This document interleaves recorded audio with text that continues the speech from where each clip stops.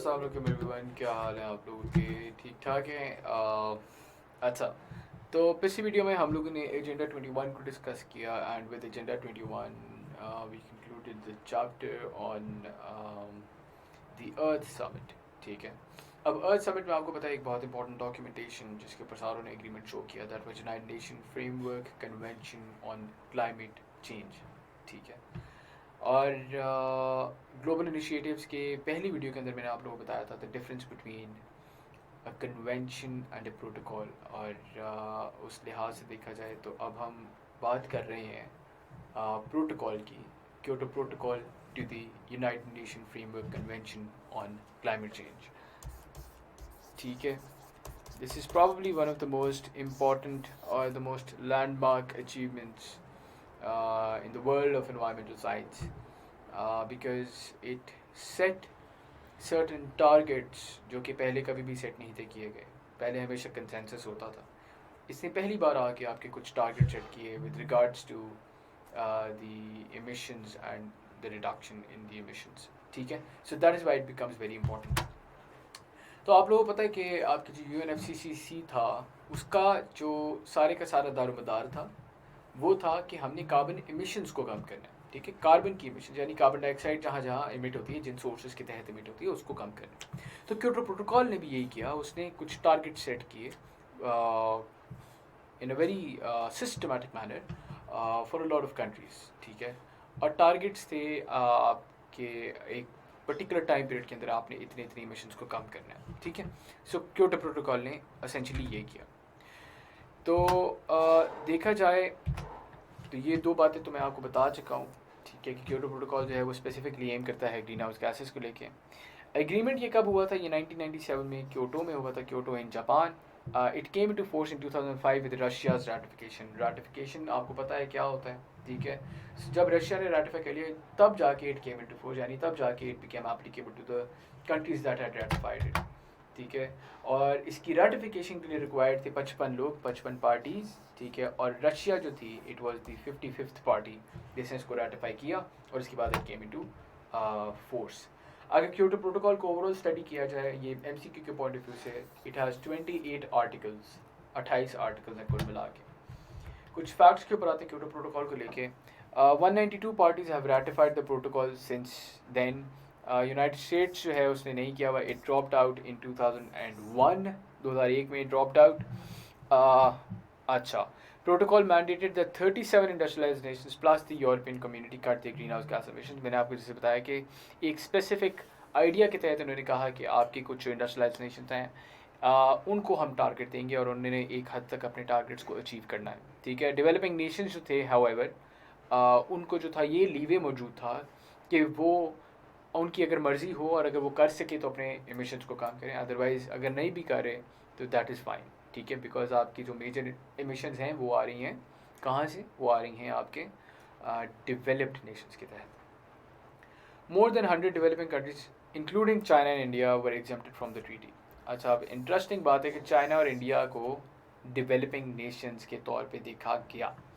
अब आपके ज़हन में ये सवाल आएगा कि कहाँ चाइना, कहाँ एक डेवलपिंग नेशन, तो किस मकसद के तहत आपने चाइना और इंडिया को जो है डेवलपिंग नेशंस का है? तो पहली बात एसेंशियली स्पीकिंग, इनका जो पर कैपिटा इनकम है,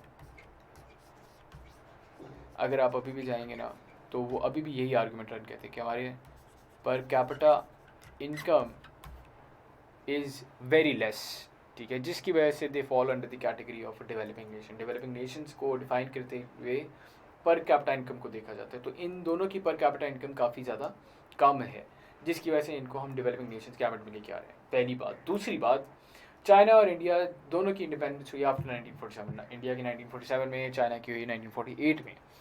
देखा जाए तो इनका जो टाइम स्पैन है अभी कुल मिला के मेरा ख्याल 72-73 साल हुए होंगे इनकी इंडिपेंडेंस को। ठीक, तो देखा जाए तो ये एक बहुत टाइम कम है as compare to other industrialised nations जिनकी 150-150 साल, 2-2 साल से इंडिपेंडेंट हैं और वो बेतहाशा इंडस्ट्रियलाइजेशन कर चुके हैं। ठीक है, सो ये भी एक ओनस था ऑन दी डेवलपिंग नेशंस, और इसके लिए जो प्रिंसिपल उन्होंने सेट किया दैट वाज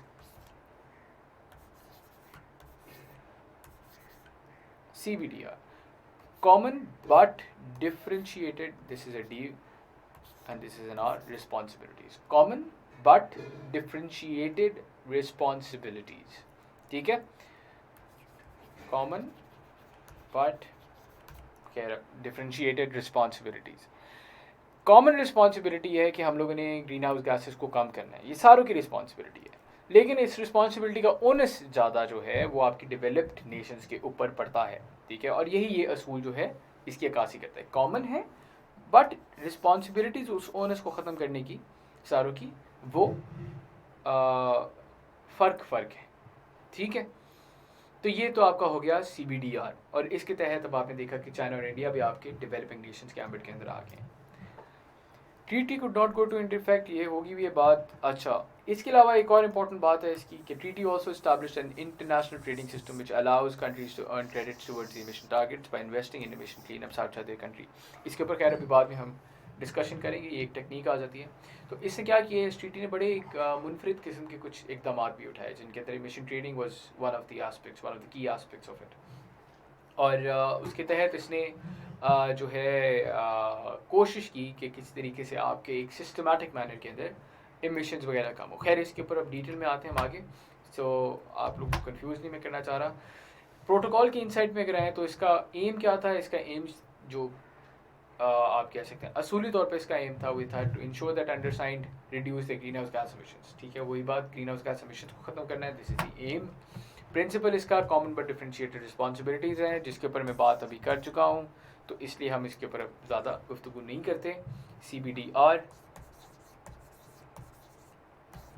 ठीक है, 150 साल से इंडस्ट्रियल एक्टिविटीज़ होती आ रही है, therefore they're more liable to reduce their emissions. Commitment is hence only asked from the developing nations. इस प्रिंसिपल के तहत आपकी जो कमिटमेंट है that is only being asked from the developed Nations, that's it. Difference क्या है जी इसका United Nation Framework convention of climate change और क्योटो प्रोटोकॉल का? UNFCCC जो था वो आपकी थी इंकरेजमेंट, वो इनकरेज करता था कि यार आप कर लें, जिसे हम कहते हैं ना कि आप भाई अच्छे बच्चा बन जाएं, आप अच्छा बच्चा बन जाए, जो आपके वालिदैन आपको बचपन में कहते होते थे कि आप अच्छा बच्चा बन जाए, ठीक है, आप तमीज़ कर लें। तो वो आपका UNFCCC था।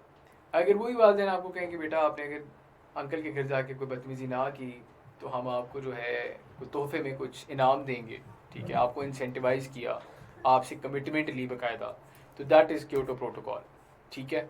तो commitment versus encouragement is the difference between any protocol or and treaty. In the same manner it is the difference between UNFCCC and Kyoto Protocol as well.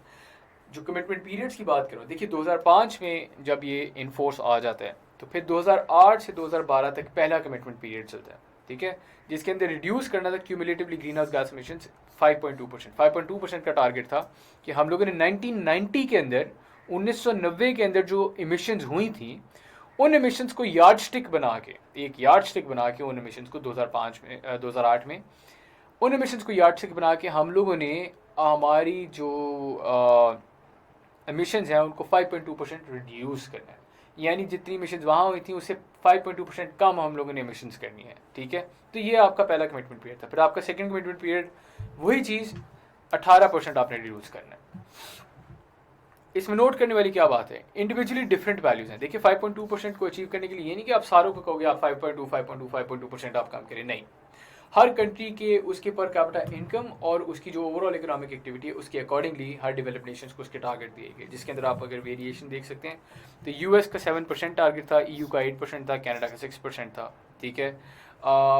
एक नोट के तौर पे, एक साइड नोट के तौर पे US और Canada जो है इन्होंने commitment period, second commitment period से अपने आप को खैर बात कह दिया हुआ था। कैटेगराइजेशन ऑफ पार्टीज का के ऊपर जाते हैं, पीछे आप देख सकते हैं कि अमेरिका और चाइना को जो है इन लोगों ने बिल्कुल साइड पे किया है। इसके ऊपर हम बात कर चुके हुए हैं कि US और चाइना का जो क्लैश है इसके ऊपर वो क्या है, और वो यही है कि चाइना को जो है एक डेवलपिंग नेशन कहा गया। तो कैटेगराइजेशन ऑफ कंट्रीज किस बिना के ऊपर, कोई पार्टी है ना आपकी, जितनी ज़्यादा पार्टीज हैं उन्होंने साइन किया, उन साइनिंग पार्टीज़ की भी इन्होंने कैटेगराइजेशन की, और उन्होंने की आप अपनी जो कमिटमेंट है उसको जहन में रख के कि हमने किसको कमिटमेंट का कहना और किसको नहीं कहना। तो Annex 1 और Annex 2 कंट्रीज़ वो हैं, इसके एम्बट के अंदर जितनी भी कंट्रीज़ आई वो तमाम वो हैं जिनके ऊपर कमिटमेंट कोई ना कोई दी गई थी, जिनको कोई ना कोई कमिटमेंट दी गई। जैसे आप लोगों ने पीछे वाली एग्जांपल को एक बार देख लेते हैं, US, EU, कनाडा, इनको कमिटमेंट्स दी गई कि आपने इतने इतने % काम करना है। तो दिस इज़ Annex 1। इन्हीं के अंदर एक और टाइप आ जाती है एनेक्स 2 की, जिनको कमिटमेंट भी दी गई, और एक उनके अंदर एक छोटी सी क्लैरिफिकेशन है, वो खैर अभी आपको बताता हूँ। And then there are non annex 1 countries, जो कि डेवलपिंग नेशंस है, जिनके ऊपर कोई लीगली बाइंडिंग कमिटमेंट नहीं है कि आपने करना ही करना है, ठीक है। उनके लिए सिर्फ ये है कि हम लोगों ने अगर कर लेंगे तो गुड है, नहीं कर सकते तो कोई बात नहीं, ठीक है, ये वाली बात आ जाती है। तो एनेक्स 1 कंट्रीज कौन सी हैं? They are the industrialised countries that were members of the OECD, organisation for economic cooperation and development, in 1992 में जो इस पर्टिकुलर फॉरम की मेंबर्स थी, वो सारी की सारी एक तो ये थी डेवलप थी। फिर plus countries with economies in transition, the EIT parties including the Russian federation, the Baltic states and several central eastern European states, ठीक है, ये आपको याद रखने की ज़रूरत है।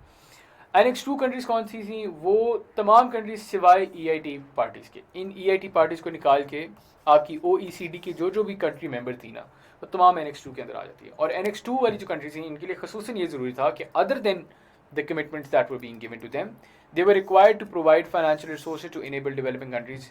फाइनेंसिस के लिए भी इनको कहा गया था कि आपने हमें फाइनेंसिस भी आपने अपने जो है इन्वॉल्व करके लागू ज़रूर करना है और लाजमन करना है। In non-Annex 1 countries, parties that are mostly developing countries, certain groups of developing countries are recognized by the convention as being especially be vulnerable to adverse impacts of climate change. वो countries जो कि climate change impacts के लिए बहुत ज़्यादा vulnerable नहीं हुई हैं, including countries with low-lying coastal areas and those prone to desertification and drought. यानी जिधर environmental के मसाइल बहुत हैं और जिनकी इकोनॉमिक सूरत हाल ऐसी नहीं है कि वो अपने आप को Annex 1 या Annex 2 कंट्रीज़ का पार्ट बना सकें, तो वो आपकी तमाम की तमाम नॉन Annex 1 कंट्रीज़ के एम्बिट के अंदर लाई करती हैं। तो ये तो आपकी कैटेगराइजेशन है ऑफ पार्टीज़, कि आपकी पार्टीज़ को किस तरह से वहाँ पे कैटेगराइज किया गया।